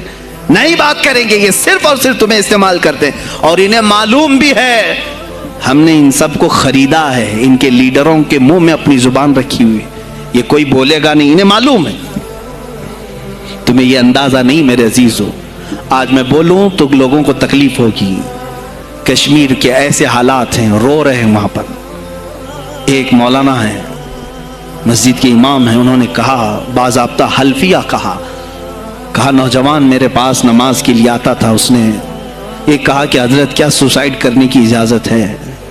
کہا کیوں؟ کہا میرے گھر میں کچھ لوگ داخل ہوئے، میں ان کا نام ذکر نہیں کر رہا ہوں، کچھ لوگ داخل ہوئے، مجھے ہاتھ باندھ کر کے کھڑا کیا، میری ماں اور میری بہن کو ننگا کیا، میرے سامنے کپڑے اتارے اور ان کی عزت لوٹی، اور اس کے بعد مجھے ہاتھ کھول کر کے چھوڑ دیا۔ مجھے بتائیں اس کے بعد بھی جینے کا کوئی مقصد رہتا ہے؟ مجھے بتائیں اس کے بعد بھی جینے کا کوئی حاصل ہے؟ یہ سب تمہارے ساتھ بھی ہوگا۔ جہاں میجورٹی ان کی مسلمانوں کی تھی وہاں یہ ننگا ناچ کر کے دکھایا ہے، تو یہاں تو تم بہت قلت میں ہو، تمہارے ساتھ بہت کچھ ہو سکتے ہیں، اب بھی اگر خاموش رہے۔ اسی لیے میں بار بار کہتا ہوں اٹھو، وہ گھر نہ حشر نہ ہوگا پھر کبھی، دوڑو کہ زمانہ چال اپنی چل گیا۔ تم اپنی سیاست کو منتخب کرو، تم اپنی قیادت کو منتخب کرو، اور اگر ابھی بھی سیاسی لاشعوری کی زندگی گزارتے رہو گے، لقمے بنتے چلے جاؤ گے، یہ کھاتے چلے جائیں گے۔ بات میں سلطان الاولیاء غوث پاک کی کر رہا تھا، لیکن مجھے یہ حالات پر گفتگو ضرور کرنی ہے، اس لیے کہ مجھے معلوم نہیں ہے کہ میری زبان پر کب تالے لگائے جائیں گے یا میری گردن پر کب چھری پھیری جائے گی، مجھے اس کا اندازہ نہیں۔ لیکن اے مسلمانوں، تم میری ذات سے الجھتے ہو تو الجھ جاؤ، مجھے اگر بلیم کرتے ہو، تانے مارتے ہو تو مار لو، چند دنوں کی بات ہے، جب تک میری سانسیں چل رہی ہیں تب تک مجھے گالیاں دو گے، لیکن جس دن میں بھی دنیا سے جاؤں گا اس دن تم ہماری باتیں یاد رکھو گے، اس دن یاد کرو گے۔ مجھے اپنے بچوں کو یہی بتانا ہے کہ اب وہ دور آیا ہے جہاں ممبروں سے بھی بولنے میں اب گھبراہٹ ہے، لوگ اپنے خوف کے مارے ایسے ہیں کہ اپنی روزی روٹی کے چکر میں میرے مصطفیٰ کی گالیاں سننا برداشت کر رہے ہیں۔ دیتا ہے دینے دو نا، ہمارا کیا بگڑتا ہے؟ اس پوزیشن میں تم آئے ہو آج، تمہارا امام جب اتنا بزدل ہے تو تمہارے دلوں میں کون سا ایمان باقی رہ جائے گا؟ اس لیے شعور پیدا کرو۔ اگر اولیاء کی نسبت تمہارے دل میں ذرا برابر بھی باقی ہے تو اٹھو میرے عزیزو، آپ قیامت کے دن جواب دہ ہوں گے میرے نبی صلی اللہ تعالیٰ علیہ وسلم کی عظمت پر۔ آج جو حملے ہو رہے ہیں یہ ہماری زندگی کا سب سے بڑا ایشو ہے۔ آج مطالبے کرو، مانگو تو کس چیز کو مانگو؟ بس یہ ہے کہ میری نبی کی عزت سلامت رہے، مجھے دنیا میں اور کچھ نہیں چاہیے۔ اتنا مطالبہ تو کر سکتے ہو، اتنا مطالبہ کرو، اور پھر دیکھو میرے مصطفیٰ کی طرف سے انعام کیا ملے گا، اللہ کی طرف سے انعام کیا ملے گا۔ ارے وہ مرد قلندر جو پاکستان میں ابھی شہید ہوا، کس بات کا اعلان کرتا تھا، کس کو پکارتا تھا، کس کو للکارتا تھا؟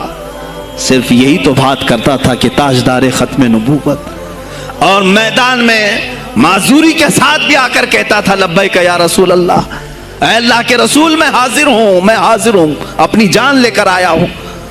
اور تم یاد رکھنا تمہاری ٹانگیں تو سلامت ہے، کل بروز قیامت ہو سکتا ہے تمہارا سامنا اس خادم حسین سے ہو، تمہاری ٹانگیں دیکھ کر کے پوچھی جائیں گی۔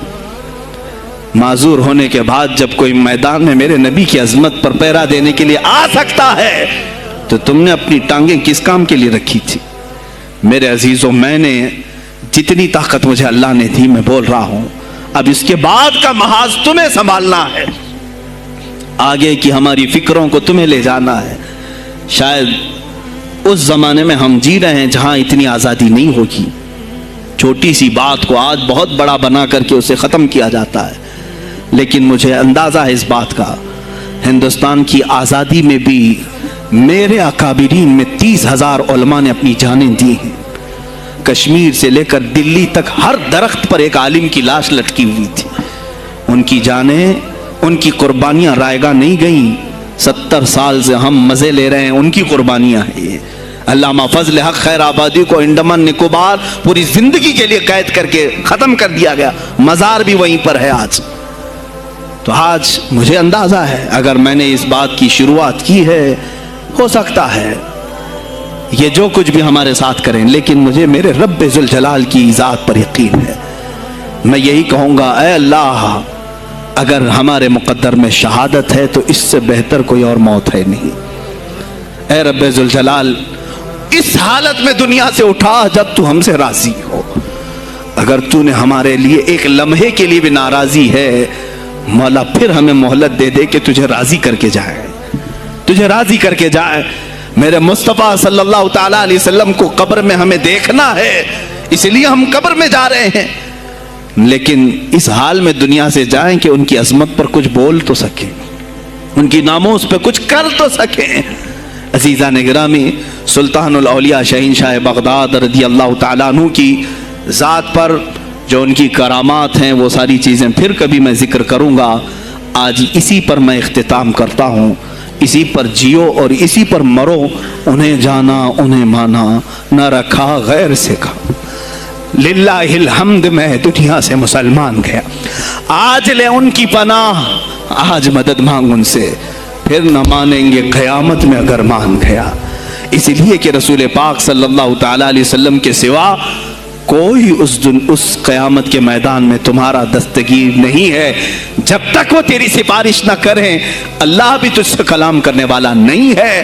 جب امام اہل سنت نے یہاں تک کہہ دیا خلیل و نجی مسیح و صفی سبھی سے کہیں نہ بنی، یہ بے خبری کی خلق پھری کہاں سے کہاں تمہارے لیے، رسول پاک ہی کے لیے تم وہاں پر بھی اٹھائے جاؤ گے۔ میں یہی میسج دے کر کے جاؤں گا جو میرے مرشد گرامی نے آخری وقت دیا تھا، زندگی یہ نہیں کسی کی کسی کے لیے، زندگی ہے نبی کی نبی کے لیے، نہ سمجھ مرتے ہیں زندگی کے لیے، نہ سمجھ مرتے ہیں زندگی کے لیے، جینا مرنا ہے سب کچھ نبی کے لیے۔ بلحوث سن، سیم و زر کی بندگی اچھی نہیں۔ بلحوث کہتے ہیں ہوس کا پجاری، خواہشات کا پجاری۔ میرا مرشد یہ کہہ کر گیا ہے ہمیں، بلحوث سن، سیم و زر کی بندگی اچھی نہیں، ان کے در کی بھیک اچھی، سروری اچھی نہیں، ان کے در کی بھیک اچھی، سروری اچھی نہیں۔ اور کہتے ہیں جو پیا کو بھائے اختر وہ سہانا راگ ہے، جو پیا کو بھائے اختر وہ سہانا راگ ہے، جس سے ناخوش ہو پیا وہ راگنی اچھی نہیں۔ جو میرے نبی کو نہ پسند آئے وہ بات ہی اچھی نہیں، جو میرے نبی کو نہ پسند کام ہو وہ کام ہی اچھا نہیں، جس سے ناخوش ہو پیا وہ راگنی اچھی نہیں۔ وآخر دعوانا الحمدللہ رب العالمین۔ السلام علیکم۔ خدمت پہ لاکھوں سلام، مصطفیٰ جان رحمت پہ لاکھوں سلام، شمع بز میں ہدایت پہ لاکھوں۔ غوث اعظم کا دیکھو ذرا مرتبہ، ایک اشارے سے مردوں کو زندہ کیا. آج بھی لوگ کہتے ہیں غوث الورا غوث اعظم امام التقیٰ والنقیٰ جلوہ شان قدرت پیلا. کاش محشر میں جب ان کی آمد ہو اور بھیجے سب ان کی شوکت پیلا. کھو سلام مجھ سے خدمت کے قدسی کا ہے ہر رضا مجھ سے خدمت کے قدسی کا ہے ہر رضا. مصطفیٰ جان رحمت پیلا. کھو سلام شمع بز میں ہدایت پیلا. وہ رضا حضرت برنی کے شان ڈال دی قلب میں عظمت مصطفیٰ. جس کا سنی مناتے ہیں یوم رضا اس امام اہل سنت پیلا. کھو سلام مصطفیٰ جان رحمت پیلا. کھو سلام شمع بز میں ہدایت پیلا. لا شرف النبی الاکرم محمد المصطفى صلی اللہ علیہ وسلم وآلہ واصحابہ واولیاء ملتہ وجميع المسلمین والمسلمات الکرام. الفاتحہ.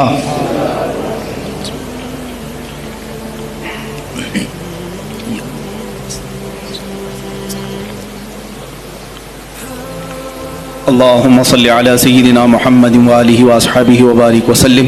اللهم وصل وبلغ مثل ثواب ما قرأناه من القرآن الكريم ما صليناه وما سلمناه وما هللناه وما سبحناه وهذه هدية واصلة ورحمة نازلة وبركة شاملة منا إلى حضرة النبي الأكرم محمد المجتبى محمد المصطفى صلى الله عليه وسلم وبوسيلته إلى جميع الأنبياء والمرسلين والصحابة والتابعين والخلفاء الراشدين وإلى أرواح جميع أزواج رسول الله وبناته وبنيه وإلى أرواح جميع الشهداء والنجباء والنقباء وأولياء الله الصالحين وإلى أرواح أئمة المجتهدين وجميع المؤمنين والمؤمنات وعامة المسلمين والمسلمات الأحياء منهم والأموات خاصة إلى روح سيدنا وسندنا وشيخنا وقطبنا سيدي عبد القادر الجيلاني قدس الله سره الشريف. اللهم ببركة هؤلاء المذكورين تمم مقاصد ديننا ودنيانا وأخرانا يا رب العالمين. اللهم حصل مرادنا واقض حاجاتنا يا قاضي الحاجات واشف مرضانا ومرضى المسلمين وارحم موتانا وموتى المسلمين. الہ العالمین ہمارے اس جلسہ پاک کو اپنی بارگاہ میں شرف قبولیت عطا فرما. جتنے حاضرین ہیں سب کی حاضری کو اپنے گناہوں کا کفارہ بنا دے, ہماری نجات کا ذریعہ بنا دے. اے اللہ محبوب سبحانی سلطان الاولیاء غوث العظم عبد القادر جیلانی رضی اللہ تعالیٰ عنہ کے فیوز و برکات ہم سب کے سینوں پر نازل فرما. مولا ان کی نسبت آخری دم تک ہمارے ساتھ قائم فرما. اے اللہ ہم سب یہاں پر تیرے دربار میں حاضر ہیں, کھڑے ہیں, ہم سب کو بری شرارتوں سے محفوظ فرما. نفس امارہ کی بدکاریوں سے بچا, شیطانی وساوس سے بچا. اے اللہ ہم سب کو صراط مستقیم پر چلا. خلاق العالمین ہماری یہ جو کچھ بھی زندگی گناہوں کی نظر ہو گئی ہے ہم سب کو پاک و صاف کر کے تیرے حبیب پاک کی عظمت پر پہرا دینے والی بنا دے. اے الہ العالمین ہم نسبت میں قادری ہیں مولا, قادری کر, قادری رکھ, قادریوں میں اٹھا. قدر عبد القادر قدرت نما کے واسطے, قدر عبد القادر قدرت نما کے واسطے مولا دنیا میں بھی ان کے غلاموں میں شامل رکھ, قیامت میں ان کی مریدوں میں حشر فرما. اے رب ذوالجلال احسن الخالقین، ہماری اس فاتحہ کا ثواب آج خصوصاً بالخصوص امیر المجاہدین حضرت علامہ خادم حسین رضوی رحمۃ اللہ علیہ کی روح کو نظر قبول فرما مولا، ان کا نعم البدل امت کو عطا فرما۔ اے رب ذوالجلال ہم میں کوئی مرد مجاہد پیدا کر، اے اللہ ہم میں کوئی مرد مجاہد پیدا کر کہ ہماری بزدلیاں دور ہو جائیں مولا، ہماری خانقاہوں کو صحیح فرما دے، ہمارے علماء کے سینوں کو ایمان سے بھر دے مولا، ان کی زبانوں میں قوت عطا کر مولا، سب کو ایمان پہ استقامت عطا فرما مولا، ان بچوں کو غازیان اسلام بنا دے، تیرے حبیب پاک پر مر مٹنے والا نفس عطا فرما۔ الہ العالمین ہم سب کو آخری سانس تک تیرے نبی سے وفا کرنے کی زندگی عطا مولا، ہم سب کو بے وفائی سے بچا لے مولا، ہم سب کو بے وفائی سے بچا لے، اے اللہ ہم سب کو بے وفائی سے بچا لے۔ الہ العالمین تیرے حبیب پاک کا واسطہ ہم سب کو ہر طرح کے کفار و مشرکین کے شر و فساد سے محفوظ کر، اسلام و سنیت کا بول بالا فرما، کفر و شرک کا منہ کالا فرما۔